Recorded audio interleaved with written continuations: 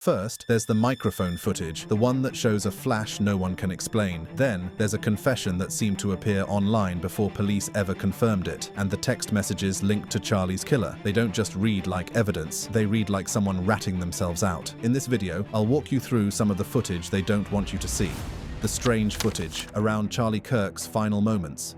There's footage that was briefly shared before being deleted, footage that some say shows something entirely different from what officials told us. While authorities insist that Tyler Robinson, 22, acted alone using his grandfather's .30-06 rifle, several creators have claimed that another set of recordings suggests something else entirely, something closer to Kirk. In the biggest lies told about the Charlie Kirk shooting, commentators pointed to inconsistencies in the sound captured by Kirk's microphone, alleging that the fatal impact may have originated from within the sound system itself. That clip was online for less than a day. Then, every repost vanished under copyright claims. Why were those particular angles removed? And why haven't we seen the raw feed from the venue's internal cameras when multiple outlets confirmed they existed? Even stranger, the official narrative about the entry wound keeps shifting. In one version, the bullet came from the right, in another, from behind. A military analyst reviewing the footage claimed that the trajectory doesn't match a distant shooter, so why was the public told that the gunman was hundreds of feet away? According to an FBI memo discussed by director Kash Patel, the Bureau was still reviewing the location of the shot and the angle of the bullet, and even acknowledged examining the possibility of a second shooter. If there was nothing unusual, why even consider that? Each time these clips reappear, they're taken down, flagged, blurred, or removed entirely. And that leaves one question hanging over everything. If this was as simple as a single bullet from a single shooter, why can't we see the footage ourselves? But if the footage raised questions about what really happened on stage, the confession that followed only deepened them. Because while officials claimed the killer had already admitted everything, the words found in that message and how they surfaced left many wondering whether the story had been written before it ever began.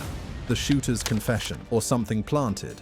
Tyler Robinson's confession is supposed to end all speculation, but has anyone actually seen it? The county attorney says 22-year-old Robinson confessed to murdering Charlie Kirk using his grandfather's .30-06 rifle, but there are questions about how and why Robinson made the decision to take Charlie Kirk's life. According to prosecutors, Robinson left a handwritten note beneath his keyboard reading, "I had the opportunity to take out Charlie Kirk, and I'm going to take it." His roommate found it after receiving a message instructing him to look there. But when those messages surfaced, they weren't through official FBI releases. They came from screenshots posted anonymously online, hours before authorities even confirmed their existence. How could private evidence leak so early? The text exchange paints a chilling story. Robinson telling his partner, "I am still okay, my love, but I've got to grab my rifle still," and later admitting, "I had enough of his hatred." Yet, there are gaps. What happened to the messages in between, and why do timestamps vary between versions circulating online? Officials have never published the full logs. Reporters have never seen the phone, but they have confirmed something odd. Robinson mentioned engraving bullets and leaving the weapon wrapped in a towel under a bush, words that eerily match early online rumors that appeared before investigators made those details public. Did someone have access to the evidence before the press did? And why did Robinson's alleged confession sound less like a spur-of-the-moment message and more like a manifesto? Some hate can't be negotiated out. That's a phrase crafted for an audience. But who was that audience? The FBI says the texts are authentic. The internet says they're curated. Whichever side you believe, the truth might not be in what's written, but in what's missing. But even with a confession on record, not everyone was convinced. As more angles emerged, people noticed small, almost invisible gestures happening in the crowd just before the gunfire, gestures that some believe weren't accidental at all. The hand signal. Everyone missed it.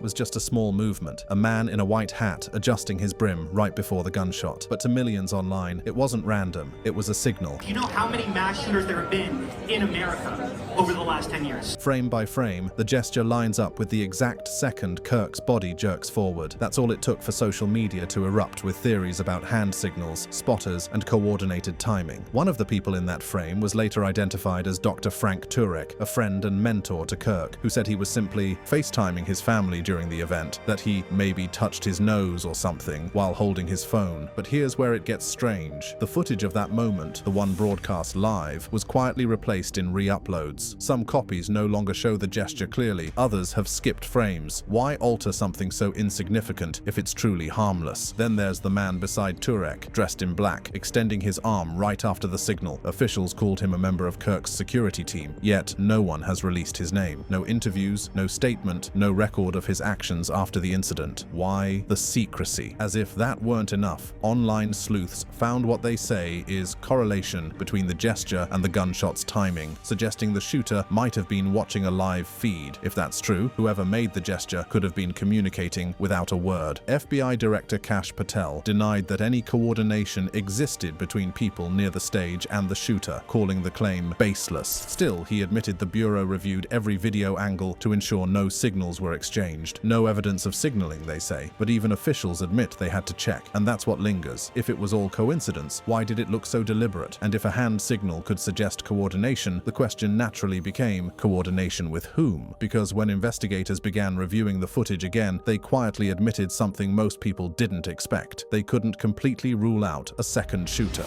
The second shooter angle. From the very beginning, one question has haunted the footage of Charlie Kirk's final moments. Was there really only one shooter? The official line says yes, but the angles, the timing, and even the way investigators spoke about the bullet have left room for doubt. Patrick, this dude and a bunch of shooters and a bunch of snipers, and me and Tom actually had a conversation last night. Never go with the official narrative. And when you're seeing different angles, and me and Mike even talked about this too. In Release Charlie Kirk's Autopsy, analysts slowed the recording frame by frame. At the moment of impact, they pointed out two distinct bursts, one downward, one upward, separated by less than a second. To them, it looked like an entry and an exit, as if Kirk had been hit from behind rather than from the front. The FBI's own wording only deepened that mystery. Director Kash Patel confirmed that agents were meticulously investigating theories and questioning, including the location where the shot was taken, the possibility of accomplices, and the angle of the bullet. Those aren't the words of an agency completely certain. They're the words of one still looking for the source of a gunshot it could not fully place. What makes this stranger is that early reconstructions of the scene, diagrams shown at the first press conference, quietly disappeared from later filings. No reason was given. If the evidence was straightforward, why revise it? One Marine YouTuber, known as Range Day Bro, recreated the scene digitally. His analysis suggested the shot came from Kirk's back right side, a position inside the venue, not outside. It's not even a debate, he said. That's an entry from behind. His clip was widely shared, then shadow restricted within days. So what do we actually know? The FBI later concluded there was no credible evidence of a second shooter, but there's that word again. Credible. Credible to whom? And what about the unreleased camera angles? What about the handheld footage confiscated by investigators and never returned to journalists? Maybe the evidence truly leads to a lone rifleman, or maybe there's a missing frame that changes everything. Until the Bureau releases every view it holds, the question will stay alive. Was it one bullet or two? The idea of another gunman added urgency to one document that might answer everything, the autopsy. Yet, as weeks passed, that report stayed sealed. What it contained, and why the public still hasn't seen it, remains one of the case's most enduring mysteries. The autopsy that never came out. Every homicide demands an autopsy. That's not rumor or theory, it's law. Yet months after Charlie Kirk's death, no official report has ever been made public, and that silence has grown louder than any statement could. Another common theory that's going around is there's no autopsy report. Why don't we have that information? According to some viral claims, the Utah Office of the Medical Examiner confirmed that an autopsy was performed but declined to release findings, citing federal cooperation with the FBI. On paper, that's a routine legal barrier, but the longer the report stayed sealed, the more it began to look deliberate. Turning Point USA spokesman Andrew Culvert told interviewers the bullet remained inside the neck, retrieved intact, no exit wound. Forensic analysts disagree on whether a .30-06 rifle could leave such a result. At that range, experts say the round should have passed through the body entirely. So how could it stop there? Then came the alleged leaks. Short-lived online posts claimed to show fragments of the report mentioning thermal fracturing around the neck. The pages vanished within hours. Officials called them fakes, but coincidentally, the medical examiner's office admitted a network breach that same week. No one confirmed whether files were accessed. Since then, every request for the autopsy has met the same reply: withheld pending investigation. But the criminal investigation investigation is complete and the shooter is in custody. What investigation remains? People close to the case say transparency will come in time. Others believe it never will, because the autopsy doesn't just record how Kirk died, it defines from what direction, from what distance, and by what force. Details that could confirm or complicate everything. Maybe the report says exactly what officials claim, maybe it doesn't, but as long as it stays sealed, the uncertainty will keep breathing. After all, it's hard to bury questions when the answers are still locked away, and while official silence surrounded the autopsy, another piece of the timeline drew attention. A private jet that lifted off less than half an hour after the shooting. To investigators, it was just a flight, but to those following the trail, it looked like someone leaving before the questions began. The private jet that left too soon. Moments after Charlie Kirk's body was rushed away from the event grounds, air traffic logs show a white private jet lifting off from a nearby regional airport. The timing, while possibly coincidental, has drawn attention from investigators and online analysts alike. There has also been speculation that a private jet that left an airport after Kirk was shot was somehow involved in his murder.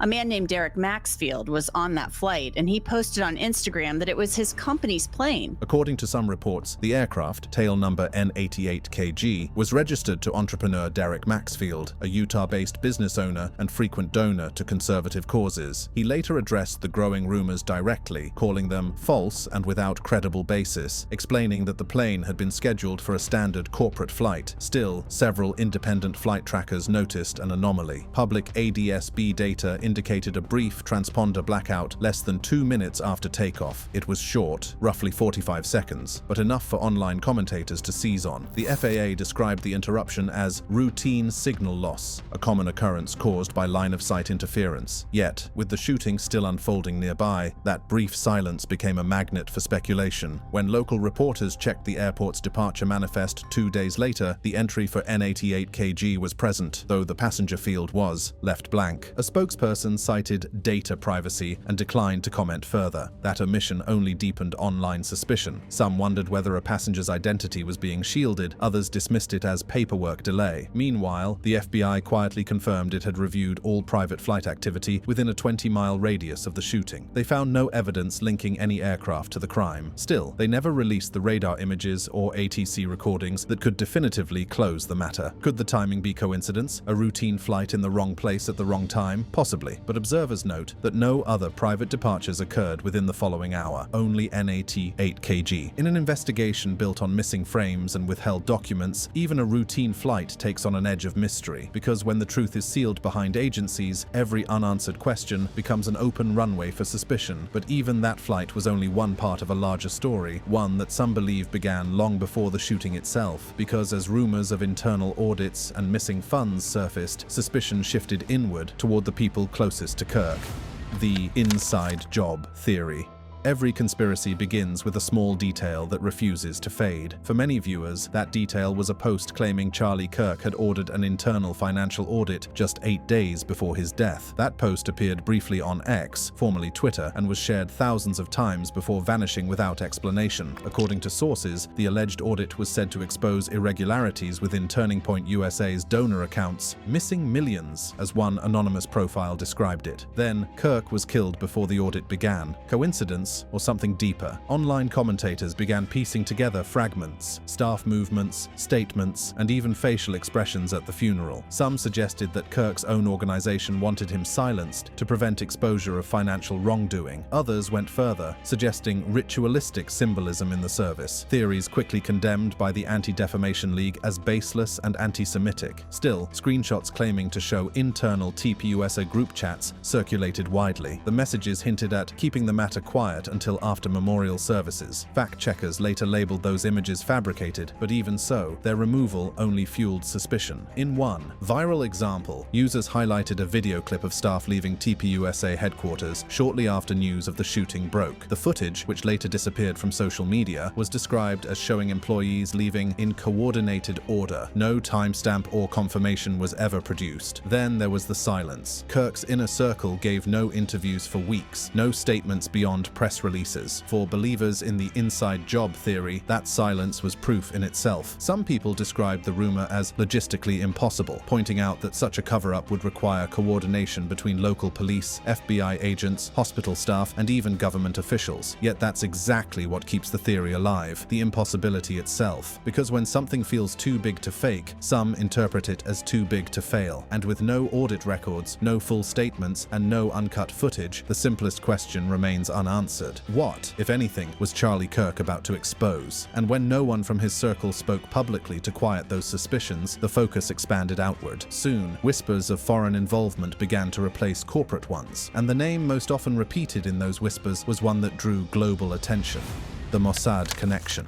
When the story of Charlie Kirk's assassination reached international headlines, one particular theory rose above the rest: the suggestion that the Israeli intelligence agency, Mossad, may have had an indirect role. It's a claim that sounds extreme, but the more people tried to dismiss it, the more attention it received. The connection didn't appear out of nowhere. In the days before his death, Kirk had shared several posts critical of US foreign aid to Israel. According to 5 wild Charlie Kirk assassination conspiracy theories, this timing created fertile ground for speculation. Some users claimed that Kirk's comments about American dollars funding Middle Eastern warfare had angered high-profile donors connected to Israel. From there, the internet did the rest. Threads on Telegram and fringe forums began referencing a foreign hand and pointing to Kirk's recent travel to Washington, D.C., where he allegedly attended closed-door meetings about campaign funding oversight. None of those meetings have been publicly confirmed, yet screenshots circulated claiming to show Kirk discussing money influence operations, screenshots that investigators later described as digitally altered. Still, one detail keeps resurfacing: the shooter's background. Tyler Robinson reportedly had no formal connection to any intelligence group, but one of the earliest posts spreading the Mossad claim cited an unverified link between Robinson's university and an Israeli cybersecurity exchange program, a connection that fact-checkers called irrelevant but couldn't entirely disprove. When the Anti-Defamation League condemned the rumor as anti-Semitic propaganda, the statement backfired. Engagement with the Mossad theory nearly doubled overnight.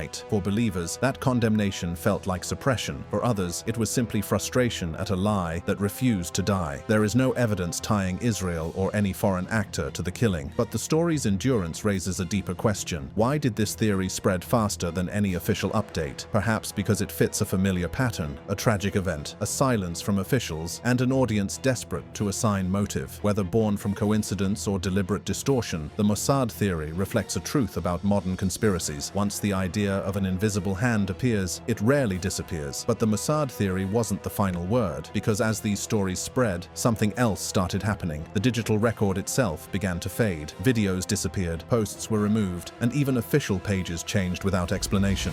The digital aftermath: vanishing posts and deleted files. The story of Charlie Kirk's death didn't just play out in real time, it also seemed to erase itself in real time. Posts vanished, videos disappeared, screenshots broke, and for many, that became part of the mystery. According to footage of Charlie Kirk's Murder That They Don't Want You to See, early uploads from the event showed multiple camera angles, including a side shot where Kirk turns toward a stage light seconds before impact. That clip was removed less than 24 hours later for copyright infringement. But viewers noticed something else. Each re-upload seemed to degrade slightly, with subtle frame differences and lower resolution. It wasn't just video. Dozens of posts analyzing the footage, particularly those referencing the microphone and entry angle discrepancies, were flagged for misinformation. Within days, entire accounts disappeared. Some were anonymous, others were verified commentators. A pattern emerged. Whenever a thread gained traction, questioning official evidence, it vanished or became inaccessible. Even mainstream coverage wasn't immune. A report that originally included a statement from Kirk's event sound engineer was later edited to remove his comments. The cached version of the page was wiped. No correction notice was issued. By midweek, independent researchers had begun saving offline copies of everything: screenshots, transcripts, and Reddit logs. Then, in a twist, those backup drives were hit with coordinated DMCA takedown notices from unknown claimants. None of the names matched the event's media partners. Was it automated enforcement or something more deliberate? The FBI investigating chilling conspiracy theories report later acknowledged acknowledged that misinformation around the case was being actively monitored and that some takedowns were indeed requested by federal partners. They didn't say which ones. That confirmation, instead of calming the speculation, intensified it, because if authorities were deciding what footage the public could see, how could anyone trust what was left? In the end, the biggest mystery may not be who pulled the trigger, but why the digital record seems determined to erase itself. And when the online record began to vanish, people turned to the only source that could still hold the truth, the FBI's files. But months later, those files remain sealed, leaving one last unanswered question. What exactly is in the evidence we're not allowed to see? The unreleased FBI files.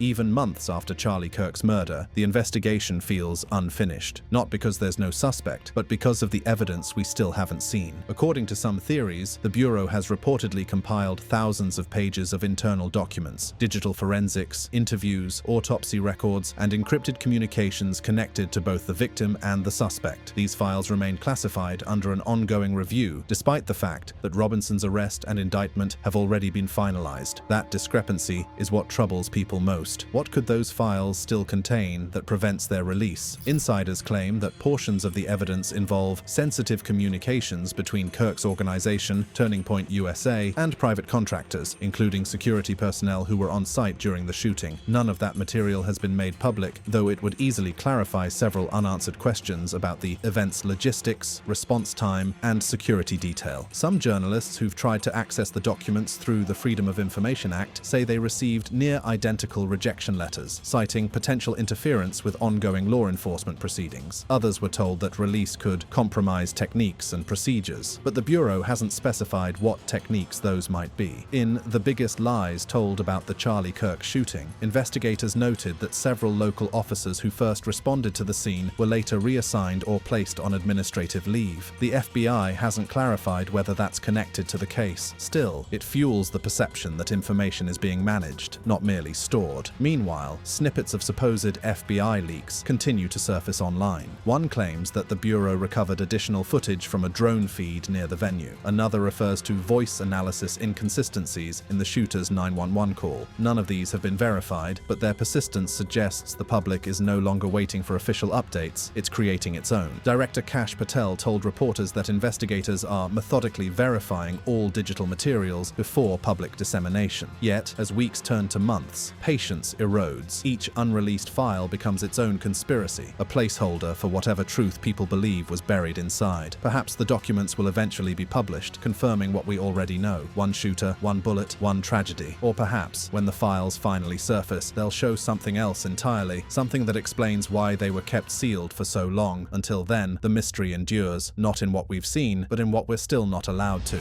The deleted security footage.